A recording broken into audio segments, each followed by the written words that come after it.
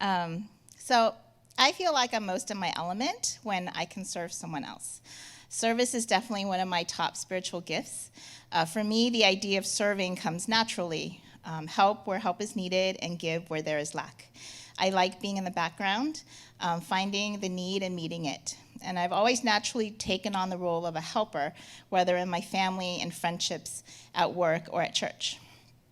Serving in the time of COVID has been a little different. It's been an effort and anything but natural. As each person is shut away in their own homes or in their own office space at work, the spontaneous encounters just aren't happening. There's a need to actively look for opportunities to break through the isolation. It's easy in a time like this to just put everything on hold, to turn your focus inward and to just wait for things to go back to normal. It's been hard for me to muster up the motivation or the desire to act. Inertia is strong and weariness is definitely palpable. But now more than ever, we need to reach out, be there for each other, and seek the chance to serve each other. It's important to let people know that I remember you, and I'm thinking of you, and you're not alone. And I've been trying to do that, mostly through food. We like food, and I've been doing hospitality for a long time, so we're good with food. So some of the things I've been trying to just send meals or treats to people that God has put on my heart.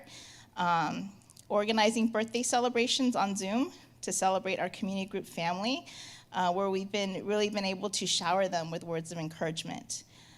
We've had some Zoom lunches with my coworkers where we set up a Zoom so we can all eat our separate lunches in one space, virtual space.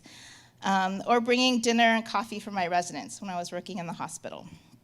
And the summer of serving missions were also just a great injection of energy to my serving life. And it was really nice to be able to serve alongside other believers again. Over the years, God has taught me a lot about the meaning of being a servant. It's not about me, what I can do, my abilities, or my resources. It's all about God. Whatever I do, it should all be motivated by my love for God, listening for his voice and just being obedient to it. Especially in this time when I often feel ineffective and weary, it's good to know that as long as I direct my focus on him, he will do something with even the smallest amount that I'm able to give. Service has also looked different over time. The tasks and the goals have changed, but the heart should remain the same. Serve God's people to serve and glorify God. It should never be out of a sense of obligation or an overestimation of anyone's need for me personally. I know for a fact that God doesn't need me. He's got it covered, but he chooses to include me in the work that he's doing. Serving means simply being available, having the eyes to see where the gaps are when God shows me, and reaching out when he puts someone on my heart and mind. In some ways, it's when I'm serving that I feel the most connected to God and to his heart.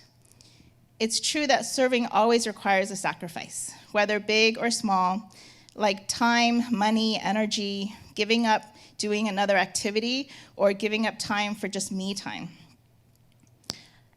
I have to be willing to change my plans, but that's what it looks like to put God on the throne of my life.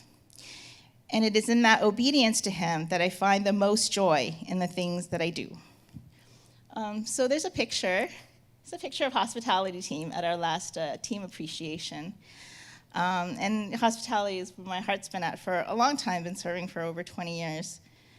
If you can believe it, at this church. So just, for some, the inclination to serve comes very naturally. But we are all called to serve. And it may take some increased awareness. It may call for some extra sacrifice. But at the bottom of it all is just an expression of our love for our amazing God and for the people that he loves so much. So if you're naturally a server, like most of these people here, I encourage you to exercise your serving muscle today and inspire someone else to do the same. If serving doesn't come as naturally to you, I encourage you to exercise your serving muscle today, because I can say absolutely that the blessings I've received has always outweighed what I've put out. So don't miss out on the blessing.